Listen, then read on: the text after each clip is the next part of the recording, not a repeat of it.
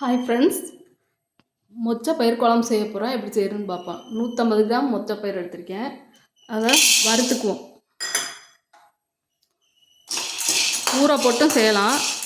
முதல் நாள் நைட்டே ஊற வச்சுட்டு அடுத்த நாள் செய்யலாம். ஆனால் இதை வறுத்து செய்யும்போது குழம்பு சூப்பராக வாசமாக இருக்கும். நல்லா செவக்கிற வரைக்கும் வறுத்துக்குவோம். வாசம் வரும், அது வரைக்கும் வறுத்துக்குவோம். நல்லா வாசம் வர வரைக்கும் வறுத்துக்கணும். கை விடாமல் வறுத்துக்கிட்டே இருக்கணும், இல்லைன்னா கருகிடக்கூடாது. கிராமத்துலலாம் எங்கள் அம்மாலாம் இந்த மாதிரி தான் வறுத்து வைப்பாங்க.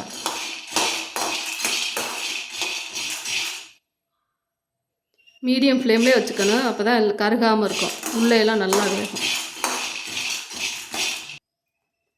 நல்லா வறுத்துக்கிட்டேன். இப்போ வெடிக்க ஆரம்பிச்சிருச்சு, வாசம் வருது நல்லா. இப்போ எடுத்து கழுவிட்டு குக்கரில் வேக வச்சுக்குவோம். தண்ணி இந்தளவுக்கு வச்சுருக்கேன். மொச்சைக்கு மேலே தண்ணி வச்சுருக்கேன். 5 விசில் வச்சுக்குவோம். என் குக்கர் 5 விசிலில் வெந்துடும். உங்கள் குக்கர் எத்தனை விசிலில் வேகுதோ வச்சுக்கோங்க. நல்லா வேகணும், அப்போ தான் குழம்பு வாசமாக இருக்கும். 5 விசில் வச்சு எடுத்துக்கிட்டே நல்லா வெந்துருச்சு. இந்தளவுக்கு வெந்திருக்கணும், அப்போ தான் குழம்பு நல்லா வாசமாக டேஸ்ட்டாக இருக்கும். இப்போ குழம்பு தாளிச்சுக்குவோம். இன்றைக்கி மண் சட்டியில் வைப்போம். இந்த குழம்பு மண் சட்டியில் வச்சா சூப்பராக டேஸ்ட்டாக இருக்கும். அதனால் மண் சட்டியிலே வைப்போம். சட்டி சூடாகட்டும். சட்டி சூடாகிடுச்சு, எண்ணெய் ஊற்றிக்கிறேன். எண்ணெய் சூடாகட்டும். எண்ணெய் சூடாகிடுச்சு, சோம்பு போட்டுக்கிறேன்.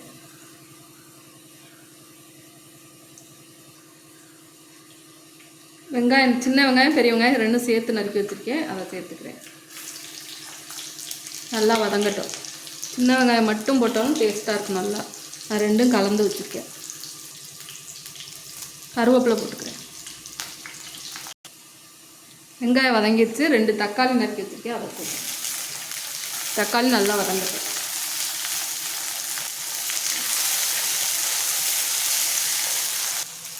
தக்காளி நல்லா இந்தளவுக்கு மசிகிற அளவுக்கு வெந்துடணும். அதுக்கப்புறமா இன்றைக்கி நான் கத்திரிக்காய் சேர்த்து வைக்கிறேன். கத்திரிக்காய், முருங்கைக்காய் சேர்க்கலாம். கருவாடு சேர்த்தா சூப்பராக இருக்கும். இன்றைக்கி கருவாடு இல்லை, அதனால் கத்திரிக்காய் மட்டும் சேர்த்து வைக்கிறேன். கத்திரிக்காயை நல்லா வதக்கிக்குவோம். கத்திரிக்காய் நல்லா வதங்கிடுச்சு. குழம்பு பொடி சேர்த்துக்கிறேன். 3 ஸ்பூன் குழம்பு பொடி சேர்த்துக்கிறேன். இதையும் 1 நிமிஷம் அப்படியே கிண்டி விட்டுக்குவோம். லோ ஃப்ளேம்லேயே வச்சு 1 நிமிஷம் அப்படியே அந்த எண்ணெயில் கிண்டி விட்டுருவோம்.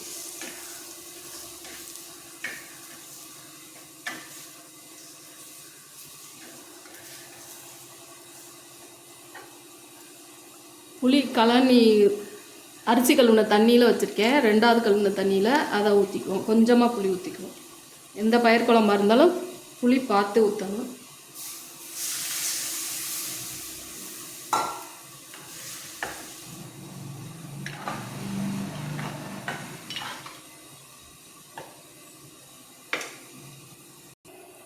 உப்பு தேவையான அளவு போட்டுக்கிறேன்.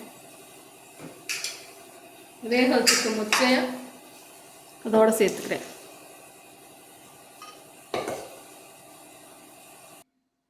தண்ணி தேவையான அளவு ஊற்றிக்கிறேன். குழம்பு நல்லா கொதிக்கட்டும், அதுக்கப்புறம் பார்ப்போம். மூடி வச்சுருவோம். குழம்பு நல்லா கொதித்து வத்திடுச்சு. அடுப்பை ஆஃப் பண்ணிக்குவோம். சூப்பராக டேஸ்ட்டாக இருக்குது. இதே மாதிரி நீங்களும் செஞ்சு பாருங்கள். இந்த வீடியோ பிடிச்சா லைக் பண்ணுங்கள், ஷேர் பண்ணுங்கள், சப்ஸ்கிரைப் பண்ணுங்கள்.